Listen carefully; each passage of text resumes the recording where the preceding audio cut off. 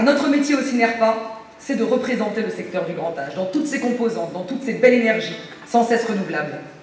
Notre métier, c'est de défendre son développement, en l'harmonisant sans cesse aux attentes et aux besoins des pouvoirs publics et des concitoyens. Et nouvelle preuve que ce n'est pas fini et que tout commence, pour la première fois de son histoire, le CINERPA sera bientôt reconnu par arrêté du ministre du Travail, syndicat représentatif sur 2 secteurs d'activité, et donc sur 2 champs conventionnels. C'est peut-être un détail pour vous, mais pour nous, ça veut dire beaucoup. Ça veut dire d'abord que la mesure d'audience du CINERPA, validée par le commissaire aux comptes sous contrôle final de la Direction générale du travail, ne laisse planer aucun doute. Le CINERPA passe haut la main la barre fatidique des 8% d'entreprises ou de salariés demandés par la loi, tant dans le champ de l'hospitalisation privée que dans le champ des services à la personne. Ça veut dire ensuite que le CINERPA sera en septembre 2017 déclaré syndicat employeur représentatif et à ce titre négociateur sur 2 champs et sur 2 conventions collectives. D'abord avec nos confrères historiques de la FHP sur le champ de l'hospitalisation privée. Nous nous attacherons à maintenir avec les organisations syndicales de salariés le dialogue social serein et porteur que nous avons toujours eu depuis la signature de l'annexe médico-sociale à la CCI. Ensuite, et c'est la nouveauté, avec nos plus récents interlocuteurs et confrères de la FESC, de la FEDESAP et de la Fédération française des crèches privées, sur le champ des services à la personne et de la Convention collective nationale des services à la personne du 1er novembre 2014. Ce combat mené depuis 2007 pour que le CINERPA soit déclaré représentatif sur le champ des services à la personne, sur le champ de l'aide à domicile, et de fait apte à la négociation sur la convention collective, va finalement trouver une issue favorable en 2017, soit 10 ans après notre première demande. Oui, il aura fallu 10 ans pour que finalement tout le monde se range à l'avis initial du CINERPA. Les métiers du grand âge sont un tout indivisible, qu'ils s'exercent en EHPAD, en résidence service senior ou à domicile. Ils ont tous pour but ultime d'accompagner, d'aider et de soigner la personne âgée fragile. Et c'est à nous désormais, en tant que syndicat employeur représentatif, que revient la responsabilité, avec les autres partenaires employeurs, comme salariés, auxquels nous tendons résolument la main, de structurer les métiers de l'aide à domicile à la personne fragile, comme nous l'avons fait sur le champ de l'EHPAD depuis 15 ans maintenant.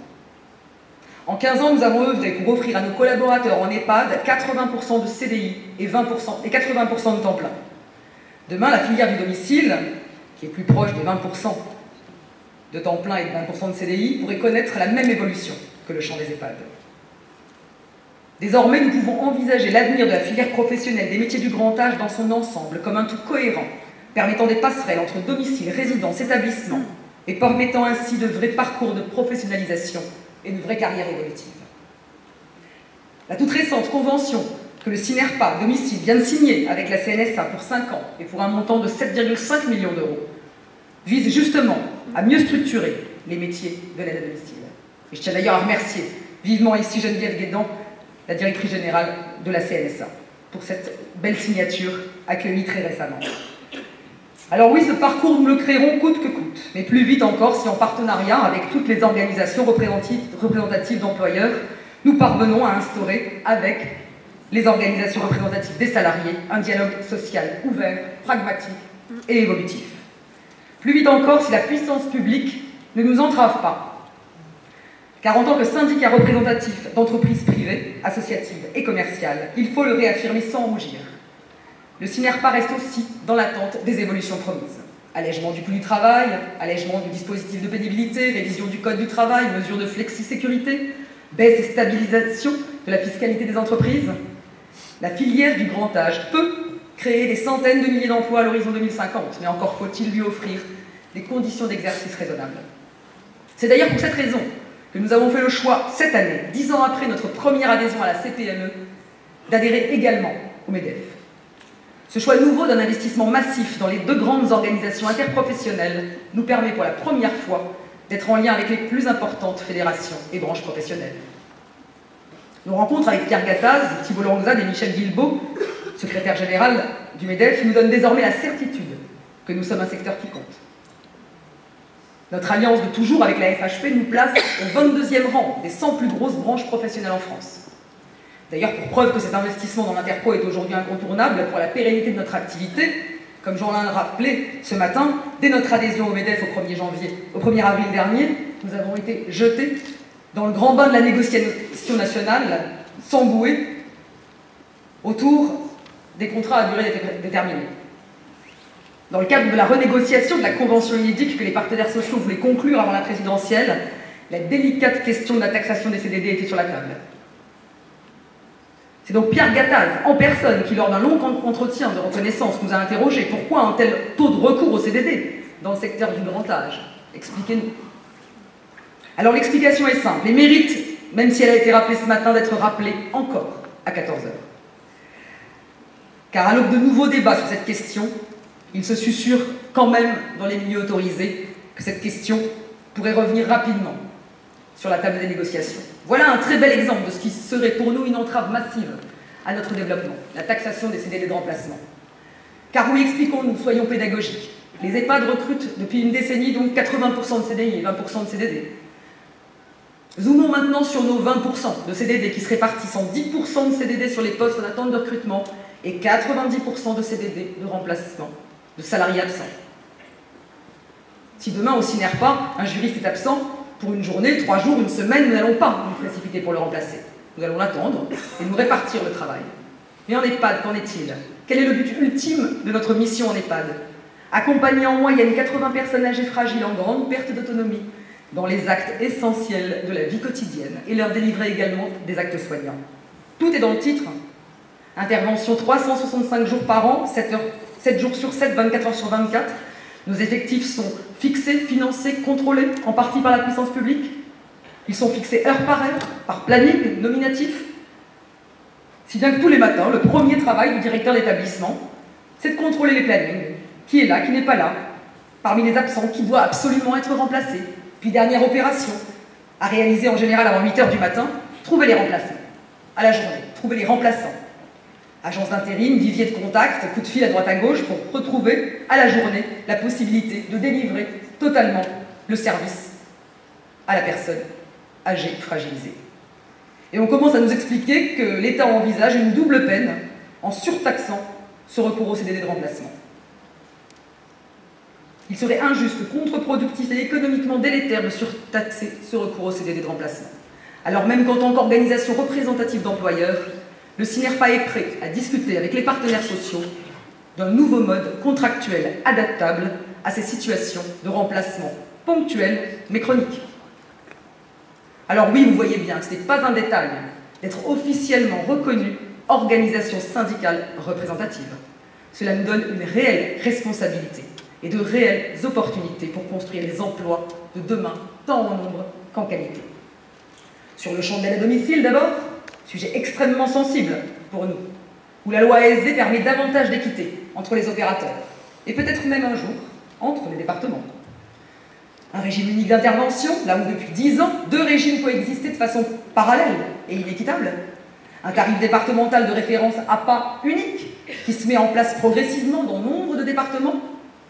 Une meilleure connaissance par les départements de l'ensemble des opérateurs intervenant dans l'aide à domicile à la personne fragile, puisque désormais tous les services sont placés sous son autorité. Un meilleur cadrage des opérateurs par l'application à l'ensemble du secteur des règles de la loi médico-sociale 2002 et par la signature de CEPOM pour tous, outil contractuel essentiel pour moderniser l'activité. 2 bémols néanmoins dans ce concert de louanges. La forte inégalité dans les pratiques départementales et le moratoire quasi généralisé qui s'est instauré sur la création de nouveaux services d'aide à domicile. Et alors que celle-ci, la loi ASV, érige un modèle de création de nouveaux services d'aide à domicile non financés par la puissance publique, moins coûteuses pour les départements, ces derniers reculent néanmoins à délivrer de nouvelles autorisations, dont la France a pourtant réellement besoin. La nouvelle tarification de la perte d'autonomie en EHPAD, qui se met en place dans les départements, laisse apparaître, 6 mois après sa mise en place, des écarts de financement départementaux moyens de l'ordre de 4 €. Qu'est-ce à dire? Cela veut dire que pour la même personne âgée, hébergée, un EHPAD accueillant sera financé 5 € dans les Alpes-Maritimes par jour, tandis qu'il sera financé 8,22 € dans la Creuse. Ces écarts inconvenants, qui existent depuis une décennie, mais mis pour la première fois en lumière grâce à cette nouvelle tarification, ont provoqué un tollé au sein des fédérations, qui en ont appelé communément et massivement à voir reconsidérer toutes les valeurs départementales inférieures à 7 €, qui est, à notre sens, clairement la limite de l'exercice. Alors oui, cette réforme ASV contient en son sein un gros potentiel de modernisation. Nous l'accompagnons au quotidien. Nous avons lancé un appel dès le début de l'année vers tous les départements pour entamer un dialogue positif sur la mise en place de ces nouvelles réformes. Nous rencontrons régulièrement l'ADF et je remercie M. Monzani d'être présent avec nous aujourd'hui. Il convient encore de travailler sur une harmonisation des pratiques, dans le sens de l'histoire, et non à contresens. Nombre de demandes que nous avons faites pour un développement harmonieux de ce modèle n'ont pas été reprises par la puissance publique. L'animation et la restauration sont ainsi restées en dehors des caractéristiques obligatoires du modèle de résidence-service senior de nouvelle génération. Nous avons demandé à les rendre obligatoires et ainsi mutualisables sur l'ensemble des occupants, afin de rendre ces services financièrement accessibles à tous.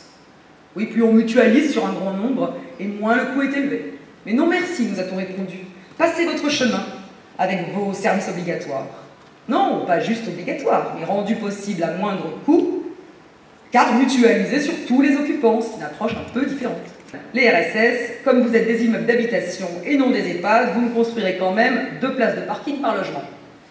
Enfin, monsieur l'urbanisme, 130 logements.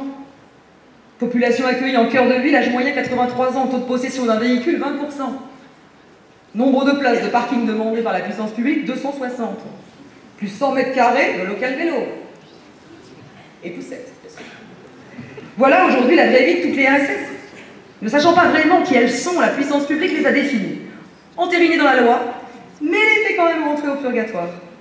On n'a quand même pas facilité la création de ce type de structure qui a tout son sens. Non, un peu de purgatoire, un peu d'entrave est toujours nécessaire pour la puissance publique. Peut-être pour ne laisser vivre que les plus forts. On les déclare aptes à exister, mais on maintient par volonté de ne pas être trop facilitant les 260 places de parking, les 100 mètres carrés de local vélo et l'interdiction de mutualiser la restauration et l'animation. Espérons, voire gageons, qu'il ne faudra pas 10 ans pour sortir du purgatoire et avancer plus profondément sur ce nouveau mode d'habitat sécurisé avec service qui a tout son sens aujourd'hui dans la création du parcours.